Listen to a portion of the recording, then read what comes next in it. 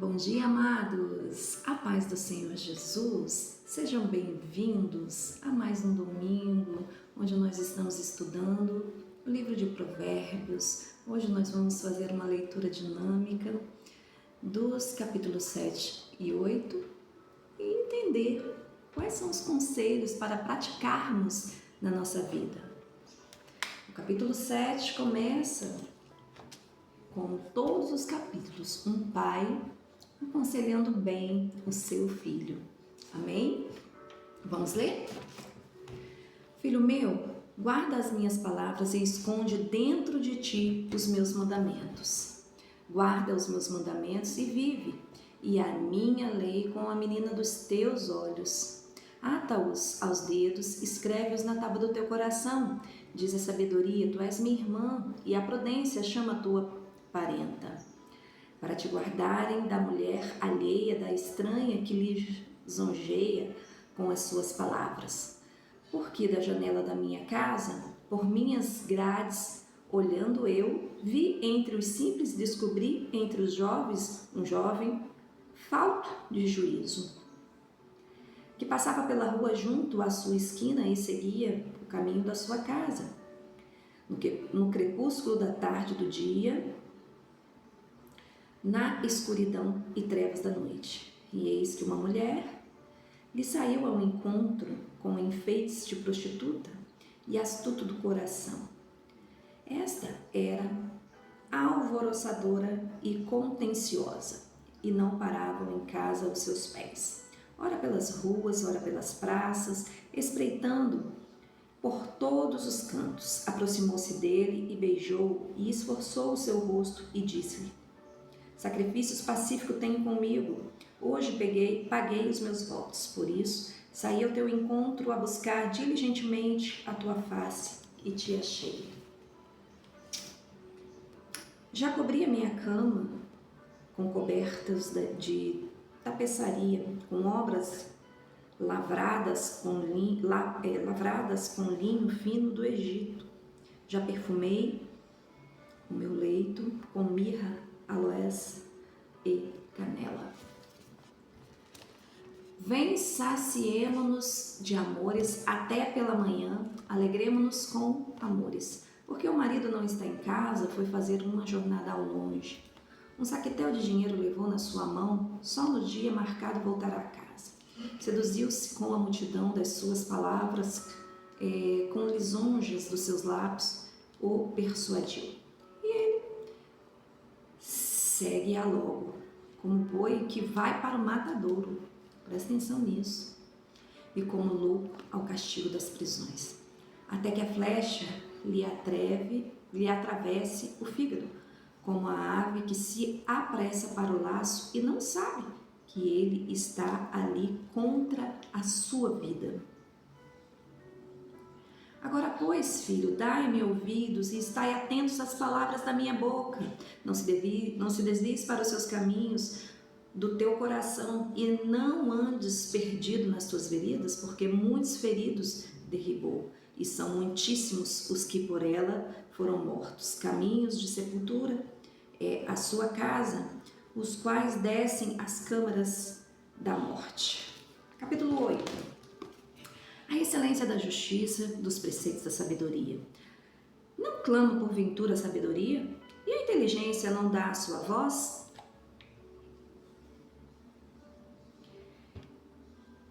No cume das alturas, junto ao caminho, nas encruzilhadas das veredas, ela se coloca.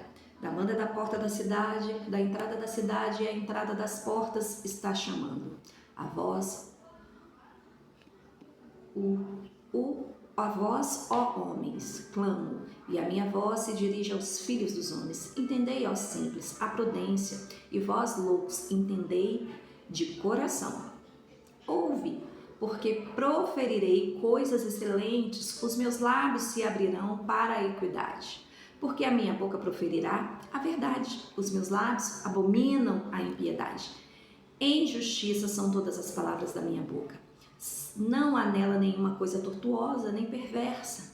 Todas elas são retas, para que bem as entende e justas, porque o que acham o conhecimento Aceitai a minha correção e não a prata, e o conhecimento mais do que o ouro fino escolhido.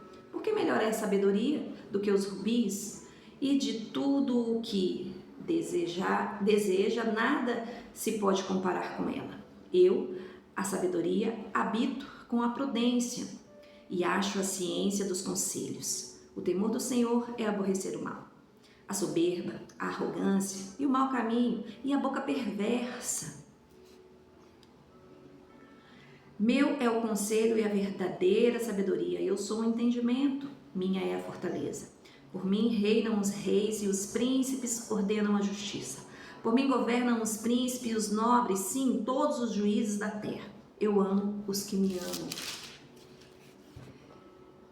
E que de madrugada me buscam, me acharão. Riquezas e honra estão comigo. Sim, riquezas duráveis e justiça. Melhor é o meu fruto do que o ouro. Sim, do que o ouro refinado, e as minhas novidades melhores do que a prata escolhida. Faço andar pelo caminho da justiça, no meio das veredas do juízo, para herdar bens permanentes aos que me amam e encher os teus tesouros. Vamos ler até aqui, até esse capítulo, até esse versículo, versículo 21. Então vamos tentar entender o que Salomão está falando para nós, né? O que ele está tentando nos ensinar, né? Queridos, louvado seja o nome do Senhor, né, por essas instruções. Glória a Deus. O escritor de Provérbios, no capítulo 7, ele é muito claro, né? Ele orienta o homem a guardar no coração a palavra de Deus, porque o coração, ele é a sede do entendimento, ele é a sede dos desejos, né? Ele é a sede dos sentimentos. Então, ele praticamente está dizendo: filho meu, cria uma estrutura, cria um alicerce, para que você não caia nos próprios desejos, nos desejos da sua carne. Cria esse alicerce, esconde a palavra de Deus dentro do seu coração e firma-se nessa estrutura, né? Então, para você vencer as ofertas do mundo, para nós vencermos as ofertas do mundo, nós temos que estar estruturados, alicerçados na palavra de Deus. A palavra, inclusive, diz que Jesus é a nossa rocha, né? É a rocha da nossa salvação, é a rocha eterna, onde nós firmamos os nossos pés, né? Então, querido, ele declara que o homem sábio aborrece o mal. O homem sábio aborrece o mal, mas para vencer o mal tem que estar ligado pelo sangue de Jesus, ligado pelo sangue de Jesus, porque ele diz aqui, queridos, no capítulo 7, né? Diz: a sabedoria, tu és a minha irmã, e a prudência, chama de tua parente. Aqui ele está querendo dizer que a nossa relação com Deus, ela deve ser uma relação próxima, profunda. A sabedoria do Senhor, ela deve estar no nosso DNA, né? Ele está resgatando aqui o nosso DNA, né? O nosso DNA, ele é resgatado através da palavra de Deus, através do Evangelho de Cristo, né? Crede em Jesus, crede também no Evangelho de Jesus, né? E dentro desse contexto existe a metáfora de uma mulher que lisonjeia, que seduz, né? Assim são as ofertas do pecado, né? Muitas ofertas não vêm para nós com chifres, né? E fazendo burro, né? Muitas ofertas vêm de forma sedutora, de forma rica, perfumada, né? E prolongada, insistente, persistente, né? Então, essas ofertas seduz a carne. Aqui está falando de uma carnalidade, né? Aí, inclusive, tem um versículo aqui muito interessante que fala que o marido não está em casa, né? Aqui é uma metáfora de Deus, querido. Deus está, sim, olhando e vendo tudo que nós fazemos.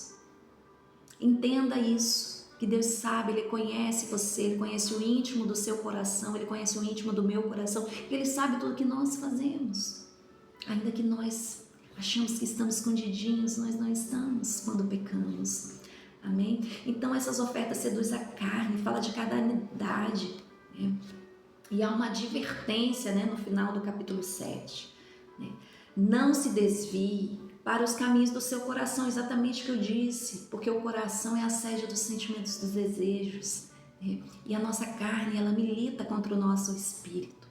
Então, quando nós nos enfraquecemos a fazer aquilo que alimenta a nossa carne, a gente se perde, se desvia do caminho de Deus, né? Então, cria esse alicerce, porque a palavra, ela é luz para o caminho. A palavra de Deus é luz para o caminho, e ela vai trazer à luz toda mentira escondida nas ofertas do diabo, nas ofertas do mundo, nas ofertas do pecado, que parecem prazerosas, cheirosas, né? Então, essas ofertas, inclusive, às vêm adornadas de riquezas, né? Ofertas que parece que são vantajosas, entende? Mas quando nós estamos alicerçados na palavra de Deus, a luz da palavra abre o nosso entendimento. E a sabedoria, querido, que nós temos, que nós buscamos em Deus, que é mais valiosa do que a oferta, do que o ouro, do que a prata, ela nos livra de grandes prejuízos, né? Porque tem um ditado popular que diz que o crime não compensa, e eu digo para você, o pecado não compensa, ele traz prejuízos, e o final do juízo é um caminho de morte, ele traz o juízo, né? Lá no versículo 7 tem uma orientação também muito valiosa, né? Que está escrito assim: ata aos teus dedos. Quer ver? Guarda os meus mandamentos e a minha lei como a menina dos teus olhos. Ou seja, ninguém toca, porque é a sua preciosidade, né? É o seu tesouro, ninguém toca. Ata-os aos teus dedos e escreva-os na tapa do teu coração. Quando ele fala essa palavra ata aos teus dedos, né, cria um alicerce na palavra e pratica, porque a sabedoria de Deus ela é para praticar, né? E no capítulo 8, aqui está falando para mim, né? Está falando de ação, né? No seu agir, pratica no seu agir, pratica no seu falar, né? Então, aqui nesse trecho, né, eu tenho até uma instrução, né, para que nós possamos observar o que? As nossas condutas, agirmos sempre com prudência. O que é a prudência? É a cautela, né? A prudência, ela é a cautela, né?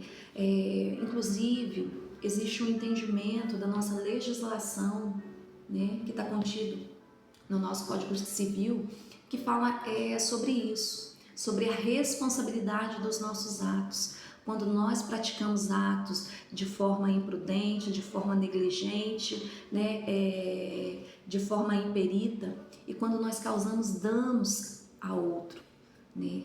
Mas, segundo a palavra de Deus, o dano maior é para nós, né? Então nós temos que agir sempre com prudência, com negligência, sendo peritos naquilo que nós realizamos, né? O que significa imprudência? A imprudência, ela é você agir com falta de cautela, né? A gente tem sempre que pensar no resultado que nós vamos produzir, né? Então, negligência é a gente agir de forma omissa, né, descuidada, não observar os cuidados que nós temos que ter, né? Quando nós agimos de forma imprudente, nós assumimos um risco, né? E quando nós agimos de forma imperita, de forma causando a imperícia, né? É a falta de capacidade. Nós não temos capacidade para realizar algo e assim tentamos realizar. Isso tudo está no bojo da nossa legislação e eu estou trazendo como orientação aqui porque eu acho que se encaixa nessa palavra de Salomão, porque Salomão está sempre nos advertindo a sermos prudentes. Temos que ser prudentes e negligentes, e inclusive isso norteia a nossa vida de forma que nós possamos ser responsabilizados de acordo com a lei terrena, o Código Civil, pelos nossos atos, né? Aqueles atos que nós agimos de forma culposa, né? Não observando esses critérios e causando para outras pessoas um dano, nós temos o dever de reparar.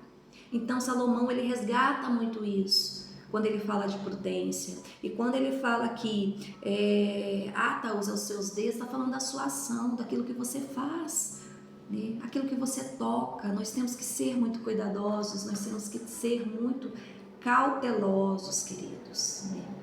Então vamos voltar lá no capítulo 8, vamos seguir, né, no capítulo 8, né? Os conselhos eles são práticos, né?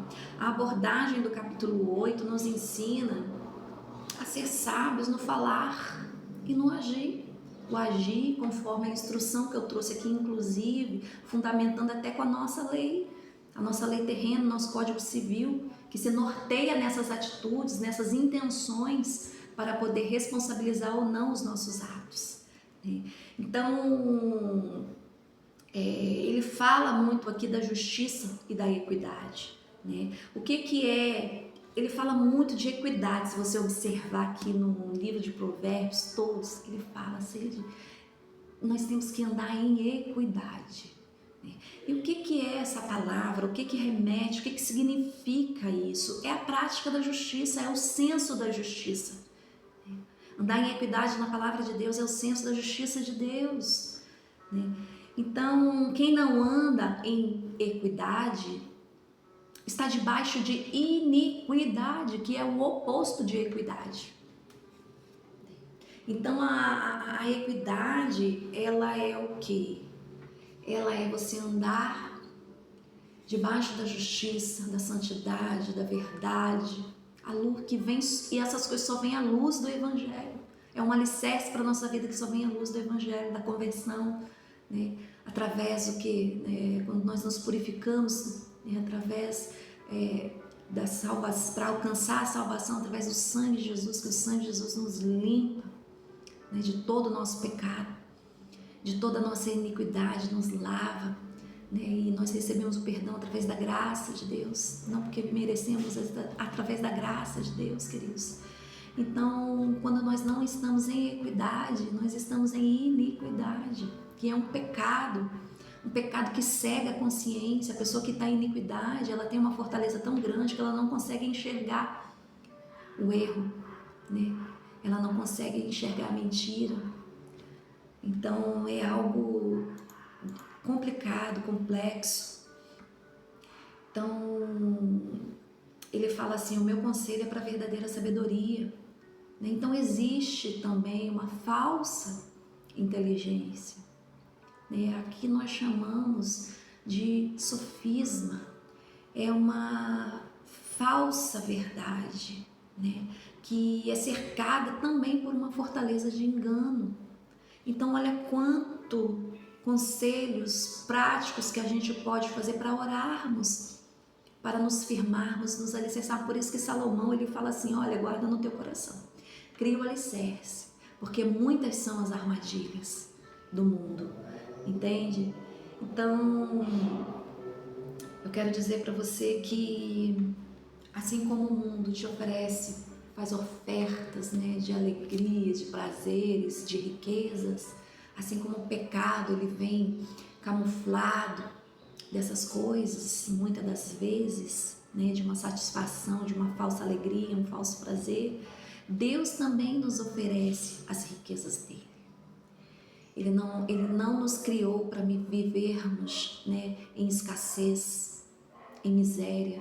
Não, nós somos filhos de um Deus poderoso, rico em glória, né? Criador do mundo e de toda a sua plenitude. Então Deus não nos criou para sermos pobres de espíritos, pobres de entendimentos e pobre materialmente, né? Na concepção da vida terrena. Ele não nos fez, Ele também nos oferece a riqueza. Porém, a riqueza de Deus, ela vem alicerçada de uma eternidade. Ela não é passageira, ela não se destrói, ela não nos destrói, né? É por isso que Ele sempre nos prepara para poder receber aquilo que Ele tem para nós. Então esses capítulos, eles são muito valiosos, muito ricos, porque eles nos despertam sobre as nossas atitudes, as nossas ações, as nossas falas, né? E como que nós vamos romper, né, essas barreiras, esses limites, né, essas dificuldades que nós encontramos na nossa vida, no nosso dia a dia. Só se nós guardarmos, escondermos no nosso coração a palavra de Deus e protegê-la como tesouro e praticarmos na nossa vida. Então essa é a sabedoria. A sabedoria, ela é a conduta diária, ela é eterna, ela foi criada, sabe, desde a fundação do mundo, né? Deus é eterno.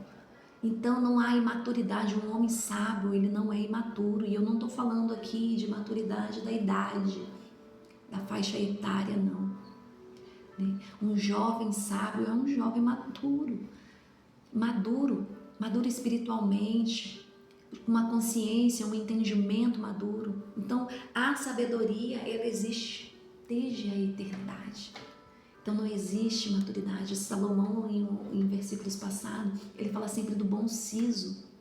Isso fala o quê? Do juízo, do entendimento, da maturidade do entendimento. Então é isso que ele nos ensina a buscar.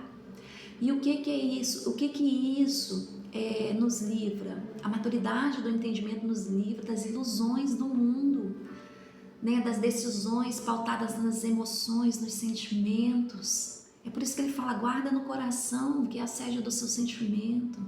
O mundo é uma ilusão.